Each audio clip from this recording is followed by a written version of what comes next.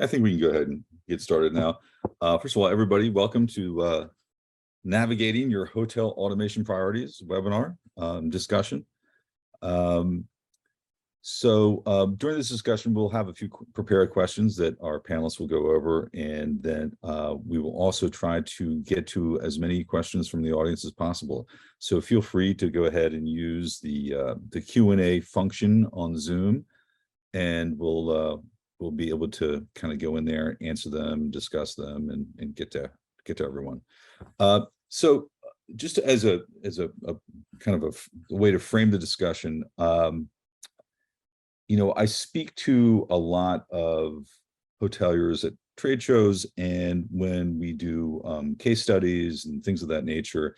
And it's always interesting because I'm always sort of surprised about how actually technically advanced a lot of hoteliers are. And I think, I don't know why I'm surprised. And I think the surprise comes from the fact that I think traditionally the industry has had a reputation as being somewhat technologically or technically challenged. So I was thinking about like why that was, or why that is. And I think it's because in the past, a lot of IT, the IT tech stack was this big monolithic thing. It was managed by the IT department, and the end users themselves probably had less say in the matter. Cloud software has made now adopting new technology a lot easier, and I think my theory is that hotelier users, revenue managers, operations, things of that nature, are much more directly involved in the decision-making about specifically what their tech stack should look like. What are the tools that they want to use? What is the array of software pieces that are going to be best for the needs of their specific hotels? What's interesting, what's happened with all this new software is that, though, in the last few years, I believe that particularly amongst the hotels you compete with, there's a little bit of a technology arms race going on. And you have a lot of technology companies who are rolling out lots of different products, but not all technology is the same. Some technology is actually kind of older, and some technology is more and more about innovation. I think what's happened now is because of the pandemic and the ensuing labor shortage, there has been a need to do more with less. And as a result of all the software that's out there, the ones that are really focusing on and utilizing automation technology are really kind of coming out on top. I think the idea of automation can be daunting and maybe a little bit confusing to hoteliers. I also think hoteliers sometimes worry about automation because maybe it means that there's a loss of control. And then I think automation of processes themselves kind of challenges the assumptions about the way a hotel should run. When your daily tasks for your entire career have been a certain array of tasks, and now software comes in and then you have a different array of tasks because of it, that challenges you a little bit, changes tough. The purpose of this webinar is to provide some guidance on how to consider, prioritize, and approach automation software for your hotel. And hopefully you'll have a lot of good questions about this. And I think we have a great group of panelists in order to answer those questions. Before we get into these specific questions, I'd like to go around the table and let our panelists introduce themselves. So Klaus, I'll go ahead and start with you. All right, thanks, Paul. Super excited to be here, and thanks for the invitation. Jos and Paul, very relevant subject. I've been kind of in the hospitality industry for at least 25 years or so. And so I've kind of come up from the hotel side when there was very little or no automation. And I'm actually pretty excited how far we have come as an industry over the last few years. And I got so excited that in 2007, I joined Ideas and actually switched over to work for a technology company. So I've worked in operations, I've worked in revenue management pricing for a long time, joined Ideas in 2007, and I am now the Chief Development Officer and Chief Evangelist So I do thought leadership. I run tech partnerships, strategy, and emerging opportunities or emerging products for the company. Awesome. Thank you. James, why don't you go ahead and introduce yourself? Absolutely. Yeah. Thanks. And likewise, thanks to you guys, Jos and Paul, for having SiteMinder along here. I guess similar to Klaus, I also started in hotels quite a few years ago. I don't think I spent as long in hotels. But yeah, I quickly moved away from working weekends when I was offered a chance to work with our technology provider at the time. And, you know, I had great fun working with hotels on the technology side in terms of implementing best practices when they're putting their own systems into place. And yeah, so I worked with a few PMS companies mostly, but for the last 10 years, been working with SiteMinder in the distribution revolution, as it were. And I currently, as a VP of Ecosystem and Strategic Partnerships, so my team look after, we make sure we have the right partnerships, the right connectivity in the right place at the right time. So we're always looking out for the next most valuable potential connectivity partner, and also, you know, how we can better integrate and make that more frictionless and seamless experience for hotels when it comes to adopting new technology or even new distribution. Excellent, excellent. And Yas, I know you probably have a very similar story in terms of starting off with hotels. I do actually, yeah. I also, just like Klaus and James, started off in hotels. Spent a number of years for Hilton, working there in London. Actually introducing some initial automation in the food and beverage department. Got basically hooked onto technology and started working for Micros, where I worked almost 18 years to lead most of the Opera product development and engineering until 2013, when I left to start my own company called Stay in Touch, which in 2018 I sold to Shiji. Took a bit of a break, and now I'm working as CEO and co-founder at Roomdex, where we are focusing on a small segment of the hotel business around hotel upsell automation, with the aim to really remove the entire administrative follow-up and efforts that you need to have with upsell and get that all automated. So also I am excited, very happy to have James and Klaus on this call, and look forward to a great conversation. Awesome. Yeah, and again, a reminder, please hit us with any questions that you have, and we'll get to those.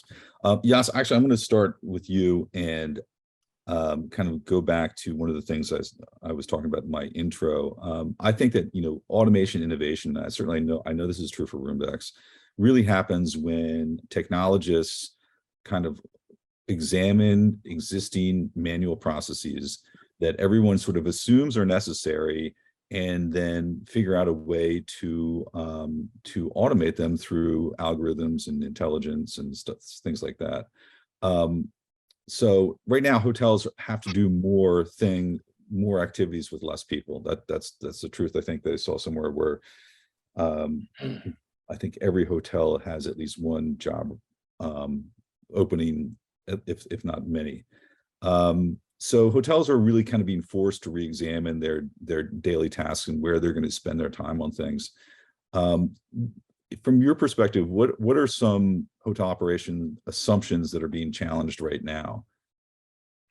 I mean, I think what I would want to do is start a bit more generic and kind of ask hoteliers or people that work in hotels to kind of sit back and look at the administrative tasks they have, because those are, you know, the ones that you can easily automate or potentially, and see which ones you think you need but don't really need.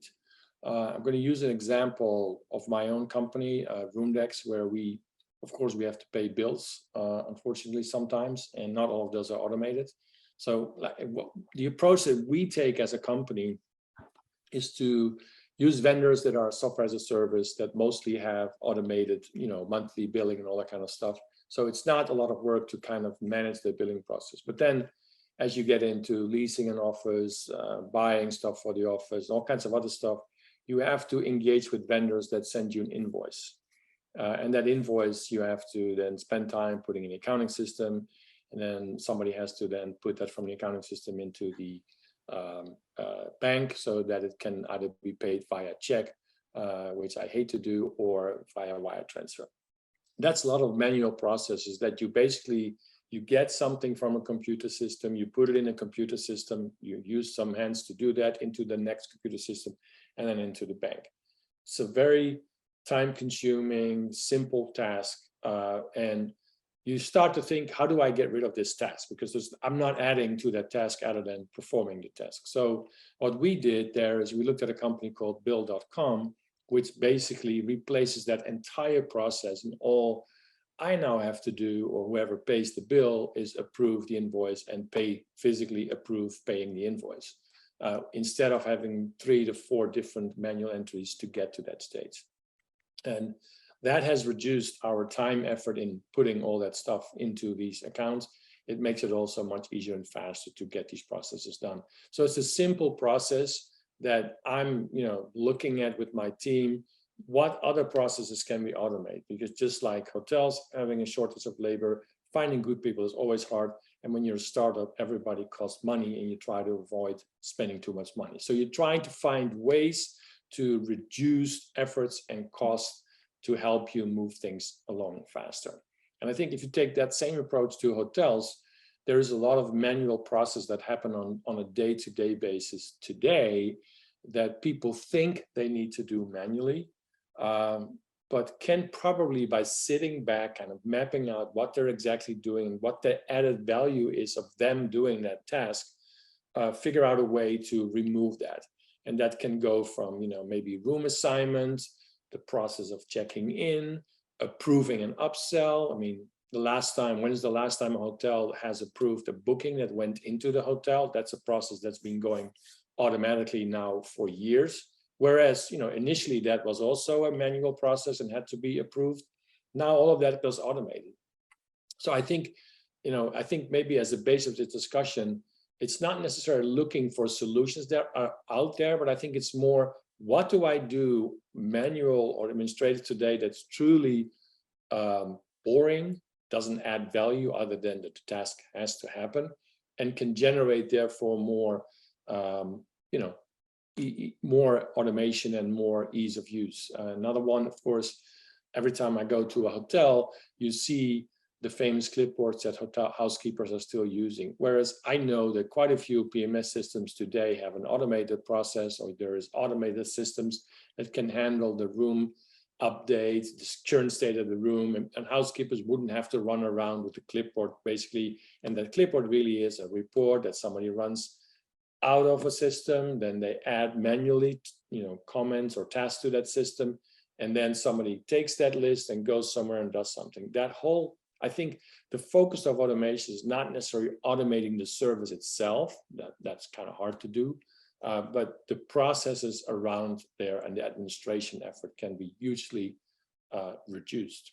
Going back to my early days at Hilton, where I implemented a food and beverage system, today that would be a very simple process, because basically what we did, we moved a manual process, paper, carbon copy paper, with 3-4 copies.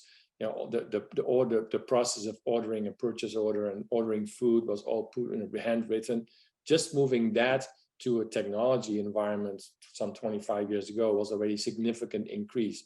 Today, that would not add a lot of value anymore. But I think the next step today is, how can you automate processes within those, within creating a purchase order? And do I have to really manually figure out what I need on a day-to-day basis, or can I run an algorithm over the occupancy in the hotel and determine based on that how much coffee, tea, breakfast, croissants, and all that stuff I need, and get those automatically ordered on a regular basis?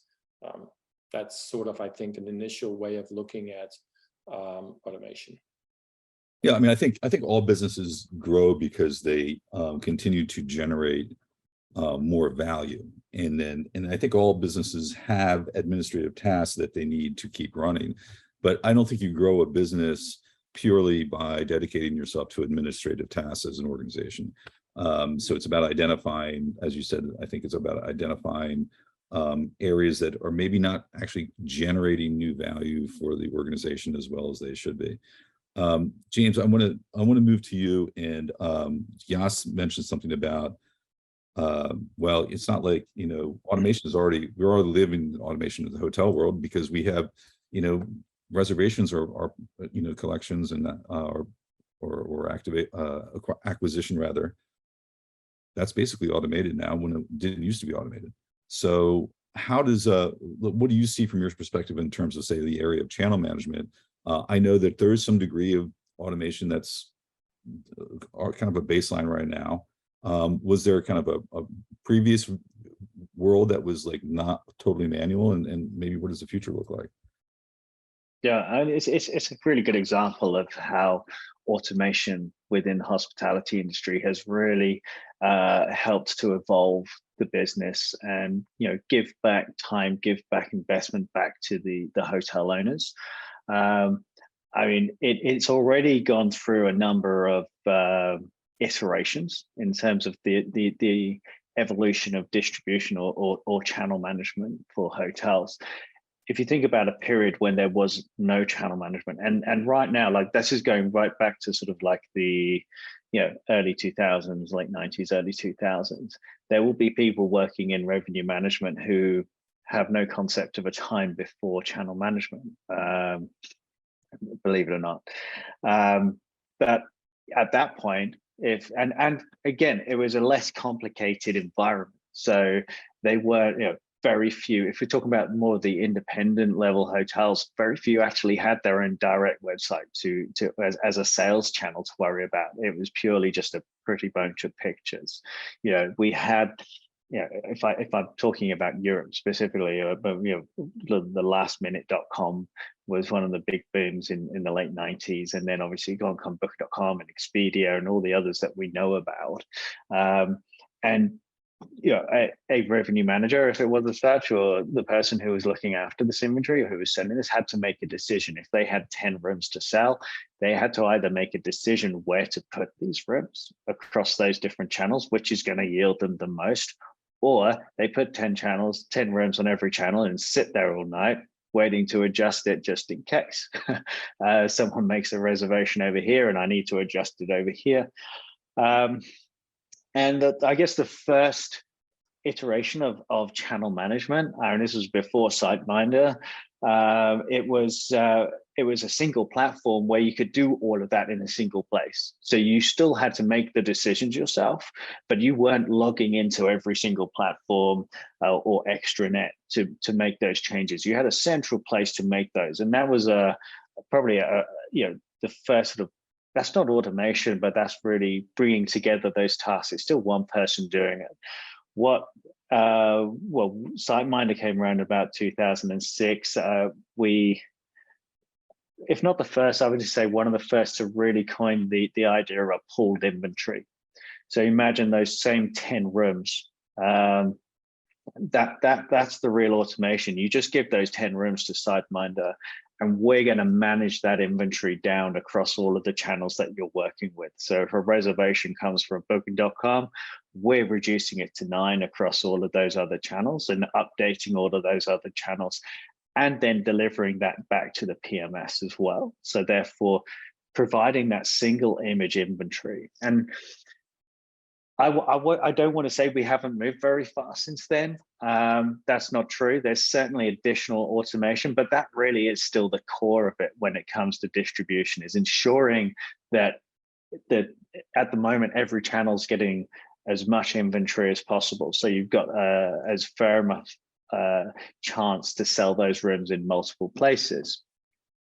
Now, when we consider that with inventory or revenue management, then you can start adding rules. So this is where we are now today, where you can start adding rules into that platform around decision making. So you can say, well, actually, when I get down to X amount % occupancy or this many rooms left, I don't want to be selling over here.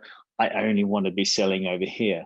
but that's only applicable if it's 21 days out and it's not a Wednesday and it's not below 21 degrees Celsius or something, you know. So all of these different rules can come into play. You know, in terms of the distribution of that inventory, and again, how much you want to sell those particular rooms for.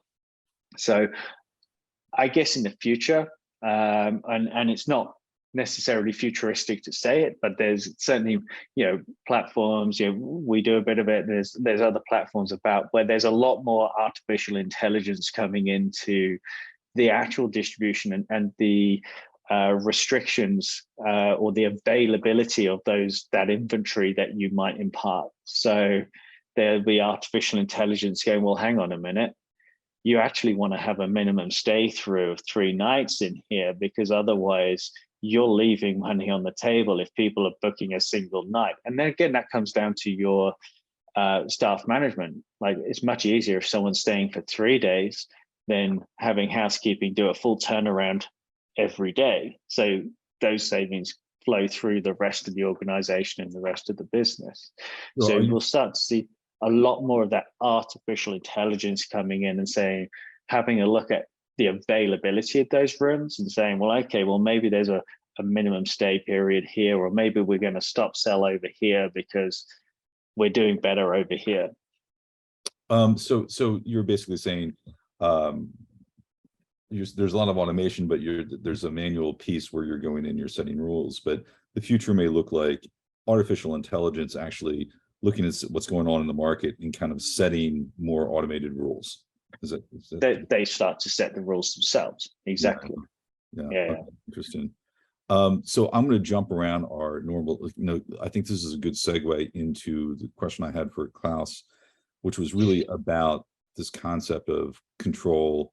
You know, I think a lot of hoteliers, when they think about automation, they think about how much control am I giving up, or not really even that. I don't think it's their control freaks. I think it's like there are edge cases. What happens is, I know at Roomdex, we run into this a lot, where, you know, in housekeeping, they're like, yeah, but what I remember this time this happened and this didn't work, right? So therefore, I don't trust automation to take over that. So I just wanted, Klaus, I wanted to ask you about edge case management. How, like, where do you set those? Where do you set the kind of quote unquote manual overrides, or when you're developing software, what is the sort of approach to balancing control and automation? Yeah, thanks. Interesting comments from James and Jos there. You know, ultimately for us, for the last 13 years, it's always been around trust. And it's about, how do you make sure that the people that are interacting with our technology or products trust the decisions that are being made by the product. And from day one, back 30 plus years ago, when we started developing the first iteration of the revenue management and pricing system, we made a conscious decision that we want a minimal amount of human interference. And we're at the point now where we make 10 billion pricing decisions every single day around the world across our 20,000 hotels that we have installed. The ultimate factor in the decision if somebody's going to accept that decision or not is actually the amount of trust you have based on the experience you've had interacting with the system. So a recent example, we announced that Choice Hotels is rolling out, or has rolled out, our technology last year at scale for all of their 5,000 hotels in the US, and we're now rolling out across the international hotels. And that was a particular product that is specific for a customer base or user base that doesn't have any revenue management experience. So those are franchise owners, owner operators, you know, your roadside economy brand or limited service brand that doesn't have time for revenue management, or has never had the expertise or the time or the resources to do revenue management. And what we did, we built them a mobile-based tool that allows them to understand what's going on in the market. It allows them to understand what the price behaviors are, what the price sensitivity is, and make it very, very simple for them to understand and trust the decisions that we're making. And as a result of that, 96% of the decisions that we're making on behalf of those hotels are being accepted every day. And that's by people that don't really have revenue management experience. So when you're talking about edge cases, of course, you have cases where the system doesn't know what happens or doesn't know what will happen because some form of event will happen. Good example is the almost railway strike last week in the US. System doesn't happen that the railway strike will happen or was announced to happen last week, which would have had a critical impact to many of the hotels that have a lot of railway related business. So in that case, people are expected to interact with the system and help the system understand that something's going to happen that has never happened before. And then when it didn't happen, obviously they had to go back and adjust that.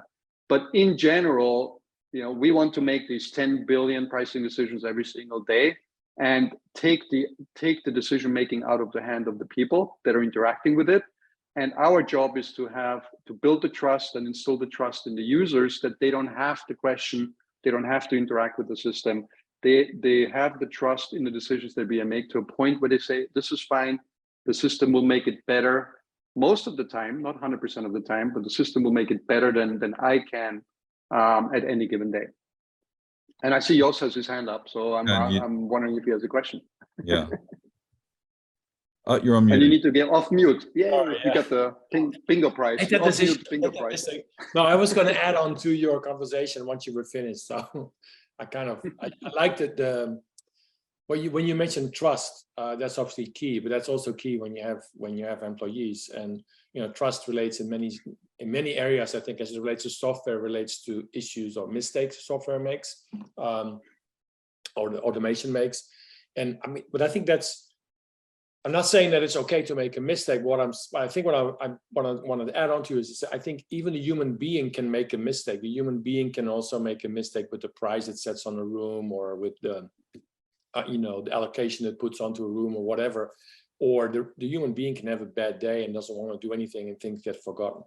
That part I think is away with automation. And what I was trying to add to your conversation, Klaus, is that when you switch to automation, you need to assume that some things will go wrong in order to make that automation successful ultimately, and be ready to accept some of that, especially in the beginning, until such time it's all working on both sides, because automation can either adjust as it goes along, or the software that you use makes changes that make it even more perfect. So I think Absolutely. One big step to go into automation, and I think that's not just revenue management, anything for that matter, is be prepared to accept a few issues, but also have a process in place to deal with those issues when they come along. Yeah, and it's like self-driving cars, right? There's this whole push about having cars drive by themselves and do everything automated. When you actually listen to the people that are building self-driving car technology and software, even they're saying that you're never going to get to 100% self-driving cars. Because you get to the first 80%, and that's simple, but then the other 20% or the remaining 20%, you cannot account for every single edge case that will ever happen. So you will always have somebody being somewhere, being attentive, just in case that edge case happens 20% of the time. So it's great to have automation. It's great to have the trust. You will never have 100% automation in any situation. So you'll always have somebody to interact with the technology, no matter where. I also think that you have to look at benefit too. So like, it's not like, we have 100% safety rating on all people driving cars currently, right? So, we're talking, absolutely. Sometimes we expect more from our automation than we're expecting from our own, say, employees. And I think that when you're making choices about adopting automation technology, you have to be pretty honest with yourself about what is the performance level that you're currently experiencing, and what are the benefits or upsides. So I want to actually kind of use that at the benefit side to talk about something that is maybe like sort of a side benefit of we talk about automation, and I don't have to do with this anymore because it's a task that's automatically happening. But there's also some kind of ancillary benefits from using automation to take care of certain things. And I think specifically, training. And, right now, particularly with hotel, staffing turnover, that's always been a part of the industry. Training is a big deal, particularly with new software and technology. Can you speak to the benefits of, automation to training costs and training time? Yeah, I mean, I think there's a huge opportunity there, and I would say on the RoomNext side, we've taken that from the get-go as a main thing to make sure we would do. Training in a large extent, especially when you connect multiple systems to each other, is around how do I connect those systems, how do I set up those systems, and I think in today's integration, especially with things like marketplaces now being available in some of the PMSs, SiteMinder has one, whereby it is getting close to a few clicks and you're connected and you can start the ultimate task. I think it's key that you look for software that kind of automates the setup as much as possible. And I think Klaus also mentions that their focus is also automation. And I think Ideas 15 years ago is a very different system than it is today. It's probably much more automated than it is now than it was then, and the same for SiteMinder. So with RoomNext, we kind of managed to eliminate the configuration for, let's say, 80%. We just leave it up to the 20% to finalize and deal with the odd cases to go live. So that 80% of setup, which really is around, got a room type in one system, we need a room type 2, you got a rate in one system, we need a rate 2. So rather than having the hotel set all of that up again in their system that they're connecting to achieve automation, we retrieve all of that information. And today it's just much simpler to retrieve that than it used to be. And therefore we kind of automate the entire process, eliminating the setup training basically, and going straight into the onboarding process with the end goal in sight from the get-go.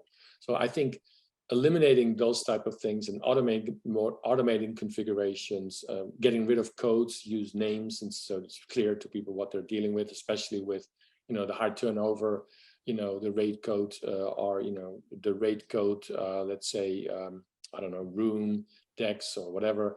That code doesn't mean anything, but if it's a full name, it's very clear what it is. It's also easy for a new person to understand what he needs to do. And I think secondly, the usability of the software is this key. My previous company, Stay in Touch, I think we made a big focus on that, making sure that the UI would be so easy to understand that anybody who works in a hotel can make a reservation. And that to me is, I think, key. I think if software is built in its mind that the setup is minimal and that the ongoing efforts are minimal, then we're working towards automation. If there's a lot of labor continues to be involved to understand what it's doing, especially when you have to move data from one set to another set by hand, then to me automation fails at that point in time. So when you look for software and you want to automate, make sure that some of those things are truly in place. And I do a lot of demos and calls, and people never believe that our setup is only a few minutes initially, or let's say 30 minutes to an hour.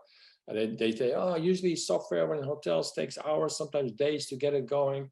And it's hard to convince people that doesn't have to be the case. But again, it goes back to trust, understanding, and trying it out. I think that's the key there.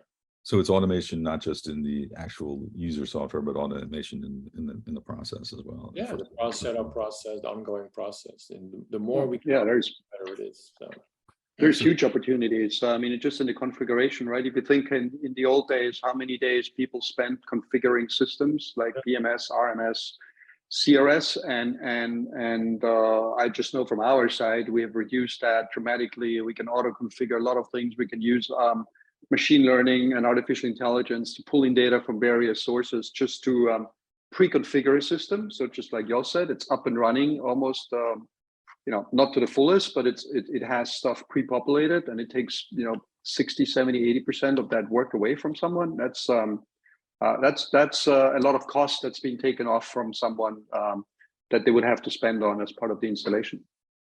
Yeah, James, I think on trying out automation or trying new software, that onboarding piece can be like a real barrier perceptibly. Like how are things handled at your company along those lines?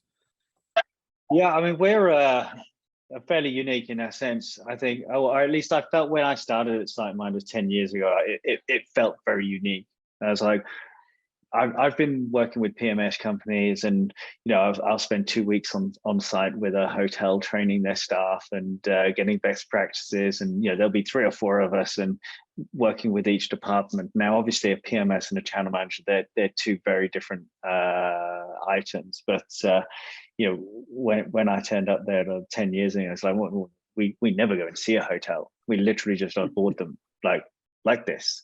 Yeah, and they're like, how do they get their heads around it? And as Jos said, it really is about how you build that software and make it really intuitive for them to use. And that for me was an eye opener. But we've got a really strong focus on that within our development, even now, probably even more so now. Like, if we could, we wouldn't want to, but if you could start again, like, there's so much things you say, well, actually, I could have done that real differently and made that whole process of actually signing up and getting involved in using a product a lot more enjoyable.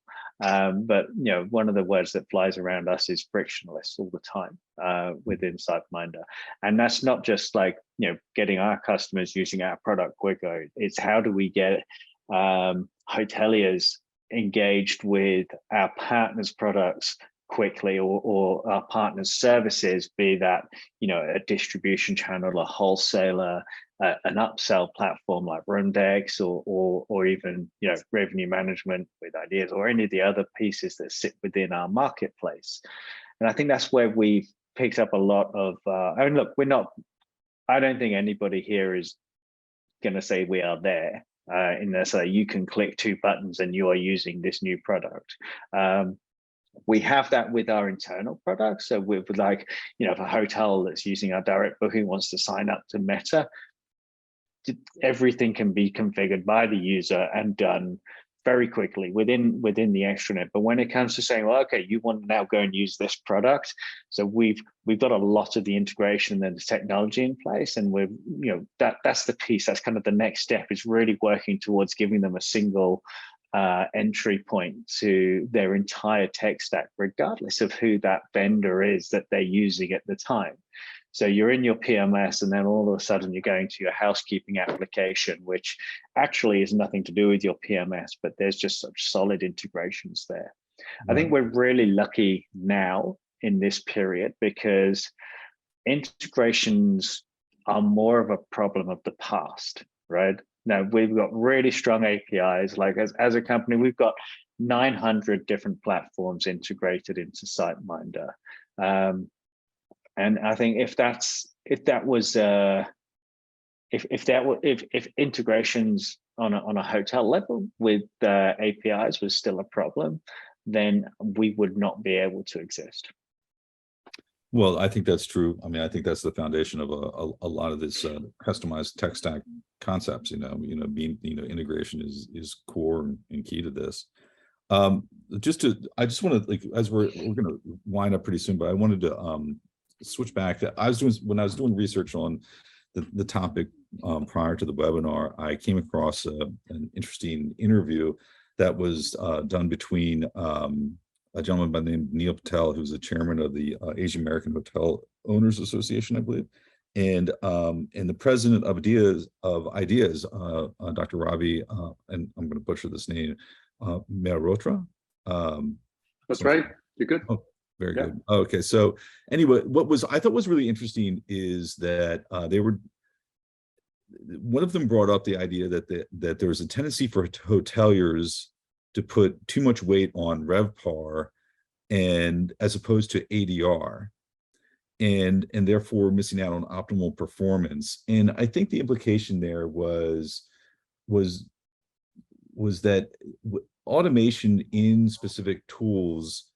We were talking about like the issue of human error versus automation error or whatever, but the idea that like sometimes it's not necessarily error, but sometimes your approach may be particularly out of balance, and automation through, say, a revenue management software can keep your approach to your commercial goals a little bit more in balance. And I might have been misinterpreting that interview, but I just wanted to get your impressions on that concept and that idea.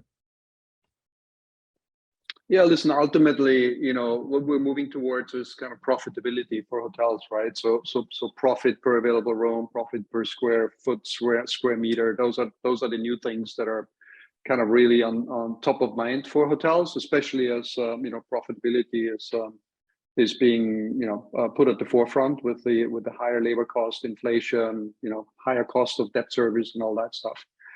Interest rates. So it kind of ultimately you need to balance both. But when you look at from an owner perspective, as part of the interview between Neil and Robbie, was really that any positive change to ADR, you have two levers, right? You have occupancy and ADR. Any positive change to ADR has a direct impact on the bottom line, because you don't add on any additional costs, versus any additional point on the occupancy increases your costs because of all the service and customer service related work that you have to do, right? So what he's saying in the interview is that an increase in ADR has a 10 times higher impact than an identical kind of occupancy gains, right? And he was referring to RevPAR, but what really means is, if you push up occupancy, you also increase your costs. If you push up ADR, you don't push up your costs. You get a higher profitability flow through, and hence a higher margin, right? Which helps your overall business. So I think what he's really driving towards is how do we increase profitability for hotels, rather than just thinking about revenue terms. And while RevPAR is ultimately how you compare yourself against your competitive set and RGI, and how your investors and lenders look at your business, if you can effectively push up ADR, it's going to be more beneficial for your business and for your profitability. Interesting. Cool. Well, look, we're just up against the end of our allotted time here. I wanted just to go around the table and ask each of you to sort of just give, if there was a word of advice in terms of automation priorities. So you're speaking to hoteliers, and they're thinking about different tools, different things that they want to address. Where are going to be the biggest wins? Where's the low-hanging fruit? Whatever you think is best. And I'll start with James on this. Perfect. Thanks, Paul. Yeah, absolutely. And look, I'll just try and be pretty brief on it. Ultimately, we know that the adoption of technology within the hospitality industry is on the increase, which is for I think for hoteliers, and obviously for providers and everyone, and guests, most importantly, this is a real benefit, right? They're going to be getting better deals. They're going to be getting better service. Hoteliers are going to be more productive, reducing the number of manual tasks. And this is spanning across, the traditional PMS, channel management, direct booking, but also moving into the guest engagement, housekeeping, room entry systems, and everything else. And it's all bringing additional opportunities for hotel. My one piece of advice would be to ensure that you're working with a technology partner that will enable you with choice. There's this, you got to hang up this demon of the, I want one throat to choke for all of my technology. Because if I've got a single phone number, a single email, a single contact, then they're dealing with it all. Is that you're tying your hands behind your back in terms of being able to open your mind to the additional functionality and technology that's available through a very open technology stack that all of us as an industry are really striving, really trying to pull together to make all of our systems interoperable and working together seamlessly. Like I said, the integration issues of your RSJ and your 232 and 422 serial integrations that people are hung up on in the past, we're done away with these, right? We're in a new era. We've got some great technology, and we just want to encourage people to go and try as much of it as possible. Excellent. Klaus, same question to you. Advice on priorities on automation. Yeah, I have two points here. Integration, as James mentioned, right? Look for a partner that has the most robust and highest quality of integrations, and that means kind of full interaction between data. At the point where it really optimizes your revenue. There's different levels of integrating, but you need kind of the the industry-leading integrations to make sure that data flows efficiently between the different technology tools. And the second one is, revenue from our side, revenue management is being pushed above property, and more central revenue management processes are being implemented. And we're very excited about working with the hotel industry about enabling, revenue management at the central or cluster or regional level, not just at the hotel level. So, if you're a revenue manager, or if you're a person that overlooks multiple hotels, look at the capabilities above property and at a portfolio level. Excellent. And Yas, I'm sure I'm going to finish up with you. I'm sure you would agree. Robust two-way integration is key in terms of prioritizing your automation choices. What else? Or you can expand on that if you'd like. And I think your mute's on. Your mute is on, I think.